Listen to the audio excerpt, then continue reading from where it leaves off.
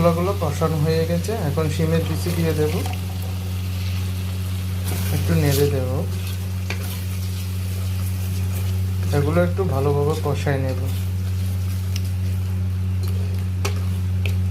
3 minute কষানোর পর আলু দিয়ে দেব।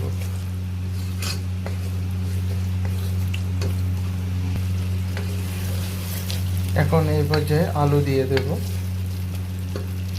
এই দেখেন 5 মিনিট ভিজিয়ে রাখার কারণে এই ভাতগুলো কতটুকু লম্বা হয়েছে, দেখতে পাচ্ছেন। দিচ্ছি আলু, কাঁচামরিচগুলো দিয়ে দিচ্ছি, নেড়ে দেব।